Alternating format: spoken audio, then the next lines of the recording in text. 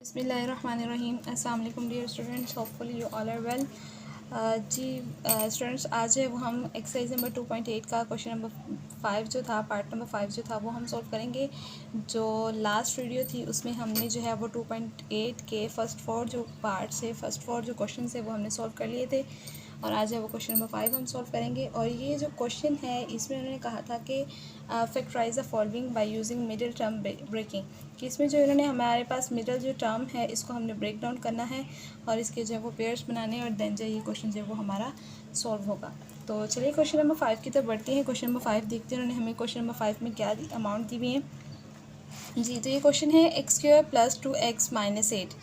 तो इसमें जो हमारे पास मिडिल टर्म है ये 2x है, तो इसको हमने ब्रेक डाउन करना है।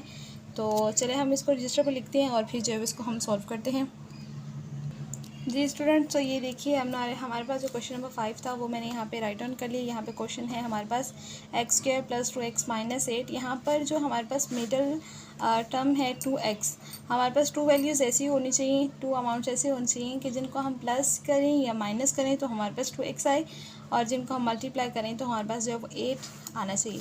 तो फर्स्ट ऑफ ऑल जो है वो क्वेश्चन को सॉल्व करने से पहले हमारे पास जो हमारे पास अमाउंट है x², इसको हम मल्टीप्लाई करेंगे -8 से, तो हमारे पास जो है वो 8x² आ जाता है, -8x²। तो अब हमारे पास 2 जो सेट्स हैं वो इस तरह से होने चाहिए, 2 अमाउंट्स इस तरह से होने चाहिए कि जिनको हम मल्टीप्लाई करें तो हमारे पास 8x² आए, और जिनको हम माइनस या प्लस करें तो हमारे पास जो है वो मिडल जो टर्म है 2x ही आनी चाहिए। तो चलिए देखते हैं हमारे पास ऐसी कौन सी है। तो हम फर्स्ट ऑफ ऑल देखते हैं 8 जो है वो कौन कौन से टेबल पर आता है। तो 2 के टेबल में आता है। 2 को अगर हम 4 से मल्टीप्लाई करते हैं तो हमारे पास जो है वो 8, 2x को 4x से मल्टीप्लाई करेंगे 8x² आ जाएगा। 4 के साथ माइनस का साइन और 2 के साथ प्लस का साइन, प्लस माइनस माइनस, और 2 4 जा 8x²।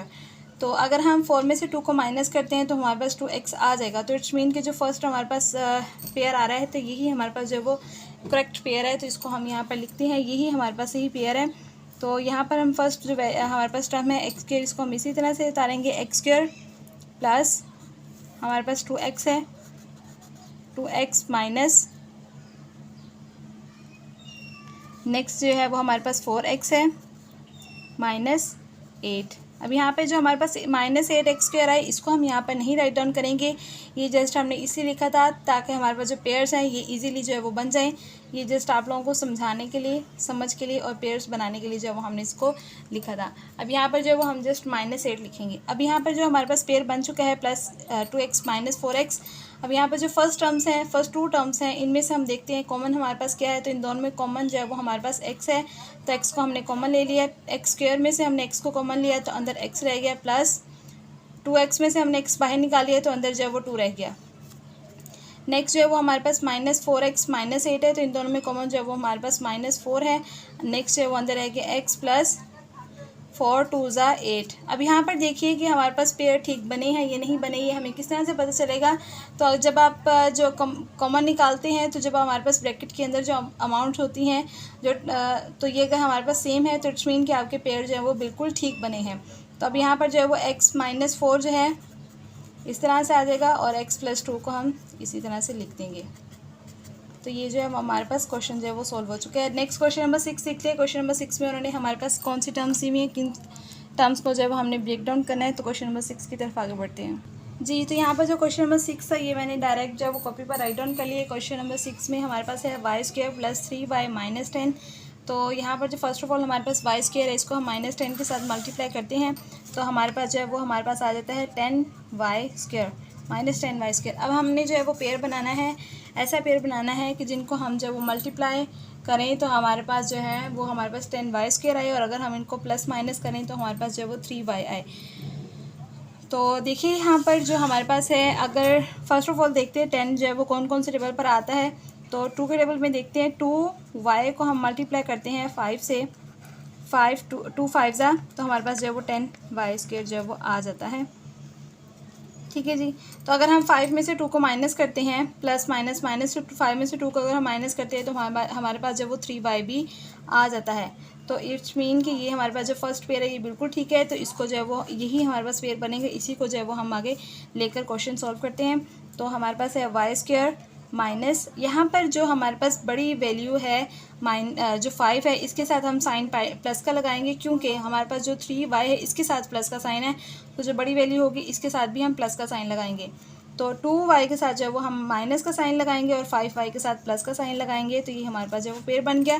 2 5 ज़ा 10 हमारे पास आ जाता है और 5 में से 2 को माइनस किया तो हमारे पास जो है वो 3y आ जाता है।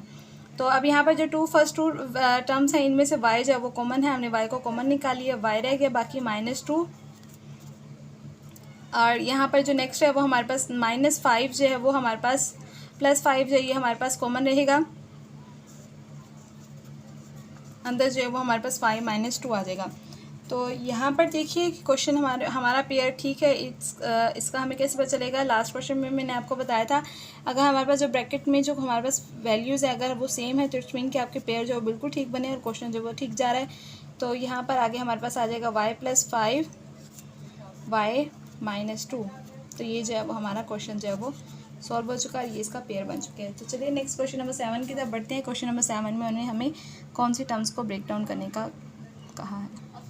जी स्टूडेंट्स यहाँ पर देखिए क्वेश्चन नंबर जो 7 है ये हमने राइट डाउन कर लिया। इसमें उन्होंने हमें दिए हुए अमाउंट दी हुई 25x² + 5x - 2। तो यहाँ पर जो है हमने जो है वो 25 को पहले 25x² को हम 2 से मल्टीप्लाई करते हैं तो हमारे पास जो है वो आ जाता है 25 2 ज़ा 50 x² plus minus it's mean कि हमारे पास जो है वो 50 x² है। ऐसे 2 पेयर्स होने चाहिए कि जिनको हम मल्टीप्लाई करें तो हमारे पास जो है वो 50 आ जाए और जिनको हम प्लस माइनस करें तो वो हमारे पास जो है वो 5 आ जाए। ठीक है, तो देखते हैं जो 50 है इसके कौन कौन से पेयर बनते हैं। तो हम जो है इसको स्टार्ट करते हैं 2 से। 2 से हमने इसको स्टार्ट किया तो 2 को अगर हम 10 से मल्टीप्लाई करते हैं 2 को जो है वो अगर हम 25 से मल्टीप्लाई करते हैं तो हमारे पास जो है वो 50 आ जाता है। नेक्स्ट जो है वो इसको हम डायरेक्ट ले जाते हैं 5 पर। 5 को जो है वो अगर हम 10 से मल्टीप्लाई करते हैं तो हमारे पास जो है वो 50 आ जाता है। 5x को 10x से किया तो हमारे पास 50 आ जाता है। तो यहाँ पर इट्स का मतलब ये है कि अगर हम 10 में से 5 को अगर हम मल्टीप्लाई करते हैं 10 में से 5 को माइनस करते हैं तो हमारे पास जो है वो 5x आ जाएगा। और इसी तरह से 5 को अगर हमने 10 से मल्टीप्लाई किया तो हमारे पास 50 जो x² है ये आ जाएगा। तो इट्स मीन कि यही हमारे पास पेयर बनेगा और इसी पेयर के साथ जो है वो हम क्वेश्चन को सॉल्व करते हैं। 25x² + 10x - 5x - 2। अब यहाँ पर जो फर्स्ट 2 टर्म्स हैं इनमें से हमारे पास कॉमन जो है वो आ जाएगा 5 कॉमन आ गया। 5x कॉमन है, 5x आ जाएगा +2 और नेक्स्ट जो है इसमें से हमारे पास कॉमन आ जाएगा 1 कॉमन आ जाएगा, -1 कॉमन आएगा, अंदर रह जाएगी हमारे पास वैल्यू 5x + 2। तो यहाँ पर जो है वो हमारे पास जो ब्रैकेट वाली वैल्यूज़ है बिल्कुल सेम है, 5x + 2 5x + 2। तो ये हमारा पेयर जो बिल्कुल ठीक बना है। तो हमने इसको लिख दिया 5x - 1 5x + 2।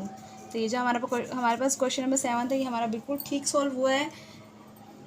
और मैं उम्मीद करती हूँ कि ये जो तीनों क्वेश्चंस हैं ये तीनों पार्ट जो है वो आप लोगों को बहुत अच्छे से समझ आ गए होंगे। लेकिन अगर अभी भी किसी को कोई कन्फ्यूजन हो तो आप लोग कमेंट बॉक्स में आप लोग पूछ सकते हैं, कह सकते हैं। और नेक्स्ट वीडियो के लिए पीस आउट।